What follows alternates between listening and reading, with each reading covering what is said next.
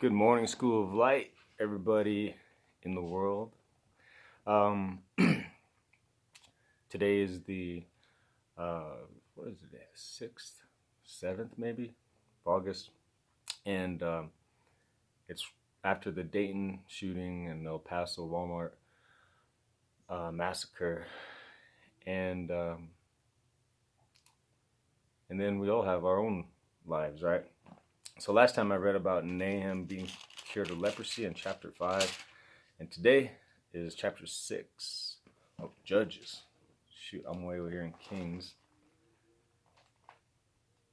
I just, when I put these together, I haven't done one in a while, so when I had the inspiration, I thought, you know what, I better do it now. So, Joshua, chapters, no, it's Joshua.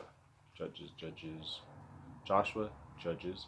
Ooh, okay, so it's after chapter 6.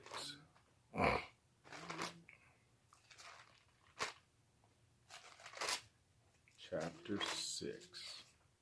Oh, Gideon. I love Gideon. Again, the Israelites did evil in the eyes of the Lord, and for 7 years he gave them into the hands of the Midianites.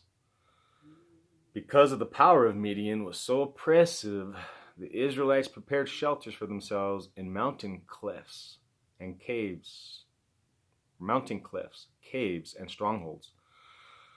Whenever the Israelites planted their crops, the Midianites, Amalekites, and other eastern peoples invaded their country. They camped on the land and ruined the crops all the way to Gaza and did not spare a living thing for Israel, neither sheep nor cattle nor donkeys.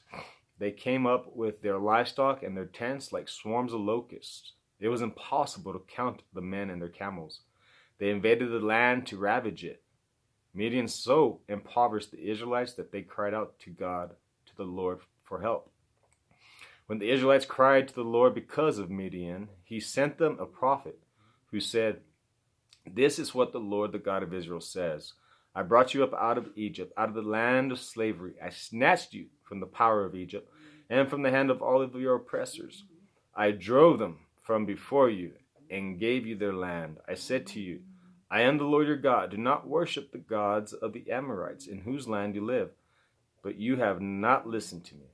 The angel of the Lord came and sat down under the oak in Ophrah that belonged to Joash, the Abiezrite, where his son Gideon was threshing wheat in the winepress to keep it from the Midianites. When the angel of the Lord appeared to Gideon, he said, The Lord is with you, mighty warrior. But sir, Gideon replied, if the Lord is with us, why has all this happened to us?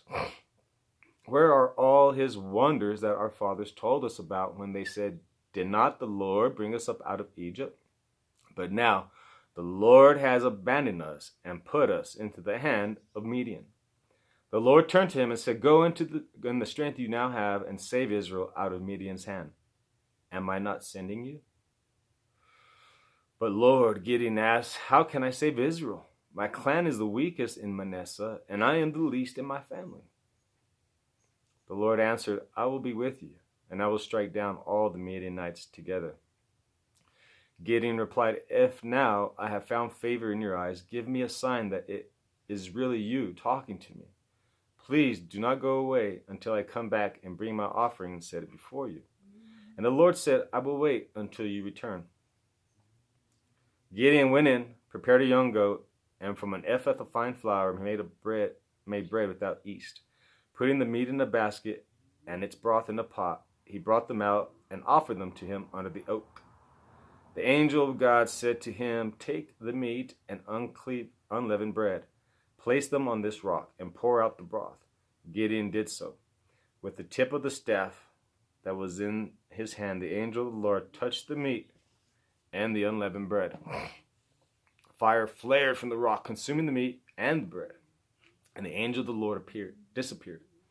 When Gideon realized that it was the angel of the Lord, he exclaimed, Ah, sovereign Lord, I have seen the angel of the Lord face to face. But the Lord said to him, Peace, do not be afraid, you're not going to die. So Gideon built an altar to the Lord there and called it, The Lord is Peace.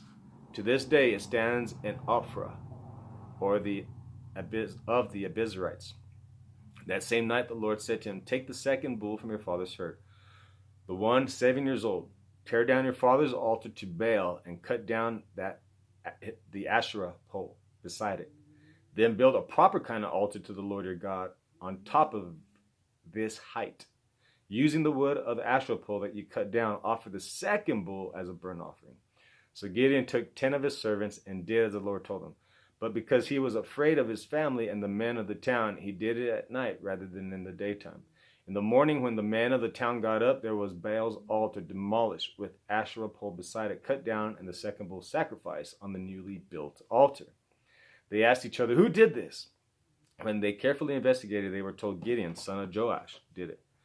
The men of the town demanded of Joash, bring out your son. He must die because he has broken down Baal's altar and cut down the Asherah pole beside it. But Joash replied to the hostile crowd around him, are you going to plead Baal's cause? Are you trying to save him? Whoever fights for him shall be put to death by morning.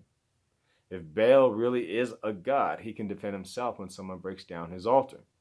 So that day they called Gideon Jerubbaal, saying, let Baal contend with him, because he broke down Baal's altar.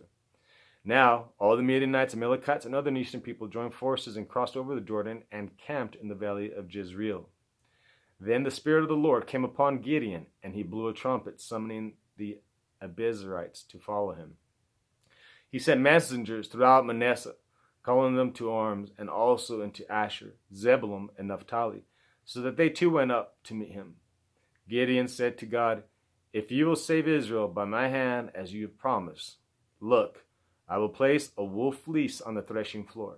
If there is dew only on the fleece and all the ground is dry, then I will know that you will save Israel by your hand, or by my hand, as you have said.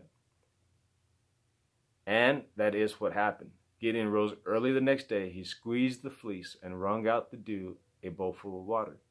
Then Gideon said to God, do not be angry with me. Let me make just one more request. Allow me one more test with the fleece. This time, make the fleece dry and the ground covered with dew. That night God did so. So only the fleece was dry and all the ground around it was covered with dew. You know, that's an old lesson, or actually it's a title I've heard, that, fleecing God. Fleece God. Testing the spirits of God is a New Testament version of, I think Paul says, test the spirits. And there's another verse that says something about, God's word is good for reproof, instruction, and training in righteousness. So, a lot of time, I'm not going to go into the whole fleecing God. The whole fleecing God is saying, God, if you're calling me to do such and such, in this case, keep the fleece dry and the water around it, the ground around it wet. And the first night, keep the water around it, or the ground around it, dry and the fleece wet. And it's a way to, earnestly make sure that God is speaking to a person. And I've been there many times. You might have been there. In fact, I'm kind of there now, with the relationship and somebody that's wonderful brought into my life. Just want to, I've been trying to test and see, God, is that your doing? Is that your gift? Is this from your hand? And I wish I had the perfect thing to give you guys that, with 100% surely work every time. It's law. And the only thing I can give you is what I'm doing. And what I'm being inspired to think of as the solution is to learn this. Once you learn this, then that's really going to help you understand if that's God or not. Help you clarify. And the second thing is pray. If you pray and ask God for the Spirit, and the Spirit fills you and He gives you knowledge of all things, instruction and guidance,